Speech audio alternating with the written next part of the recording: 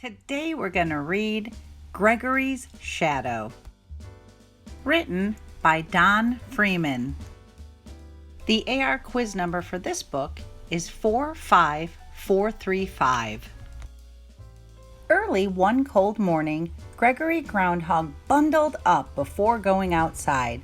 He had spent the entire winter inside his cozy burrow home. Tomorrow was Groundhog Day. The farmers would want to know if Gregory and his shadow came out of their burrow together.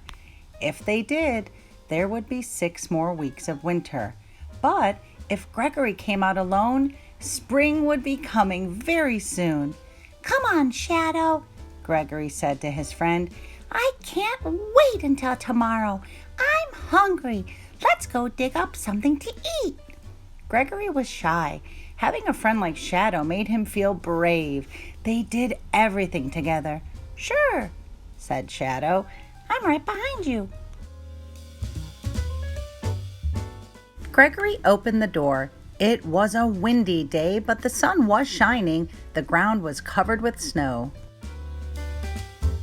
When the two friends reached the edge of Farmer Ferguson's garden, Gregory saw another shadow coming toward him.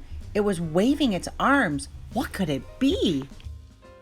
Gregory was frightened. He ran back home. "Wait for me," Shadow called out. But it was too late. Gregory had closed the door. He was so scared he forgot about his friend. He pulled the covers over his head and shut his eyes tight. Shadow was left outside. Shadow was alone. He was shy too, and being with Gregory made him feel brave. He looked up from the shadow with waving arms and saw Farmer Ferguson's scarecrow. "Whose shadow are you?" asked the scarecrow. "I belong to Gregory Groundhog," replied Shadow, "but he left me here. What should I do?" "I would like to help you, but I don't know how," said the scarecrow. "I don't need a shadow. As you could see, I already have one." Shadow felt very sad. He leaned against a tree. "Are you lost?" said the tree. Shadow told her about Gregory. "I would like to help you, but I don't know how," said the tree. "I don't need a shadow. As you can see, I already have one." "I know where I belong," Shadow said. "With Gregory Groundhog." He walked slowly through the snow. He soon grew tired. Just then he saw an old barn. "That's a good place for me to rest," he said to himself. "I'll be able to think more clearly after I have a nap." Shadow climbed into the dark, cozy hayloft and fell asleep. Meanwhile, Gregory Groundhog had realized Shadow was missing, and he was hunting for his friend. "Maybe he's under the bed," he thought, but all he saw was the straw mattress he had put there last fall. "Maybe Shadow is lost," he said. "He must be scared. I will go find him." Gregory spent all day searching through the falling snow and didn't even think about how scared he was. He only thought about finding Shadow. When it began to snow harder, Gregory ran into the barn. It was very dark inside. The barn door blew shut behind him. Up in the hayloft, Shadow opened his eyes. He looked down and saw his dear old friend Gregory. Gregory looked up. He thought he saw something in the hayloft. It looked like a blue ghost. Gregory was just about to dash out the barn door when he heard a voice say, "It's me. I'm your lost Shadow." "Oh, no, you're not my shadow," Gregory said. "You're a ghost." Then he ran outside. It had stopped snowing.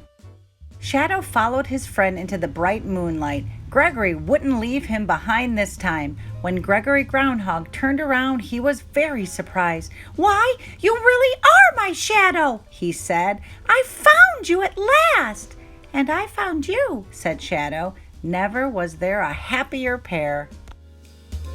They danced together far into the night. Then Gregory said, "I almost forgot. Tomorrow is Groundhog Day. The farmers will be looking for me." They made their way back home. "If they see us together, they will be unhappy. It will mean 6 more weeks of winter." Gregory told his friend. He didn't want the farmers to be unhappy, but he didn't want to be separated from his friend again. What should he do? Early that morning, farmers and their families waited to see the groundhog. They watched from a great distance. "Here he comes now," said Farmer Ferguson. Gregory opened the door to his burrow. It was a gray, cloudy day. He sniffed the air. He saw the farmers, then had a very good idea. "Hide behind me, Shadow," he whispered. Shadow understood. He snuggled up behind his friend as close as he could and held on tight. He was so close, no one could see him. "Hooray! The groundhog is staying outside without his shadow." The farmers cheered. "Spring will be here soon. Our hard winter is over." Farmer Ferguson gave Gregory some delicious vegetables he had kept in his root cellar to thank him for the good news. And oh, what a feast Gregory had! Ever since then, Gregory Groundhog waits until the 2nd of February to open his door. He and Shadow stay close to each other all the time, and they are always very brave. The end. Bye-bye for now. And happy Groundhog's Day.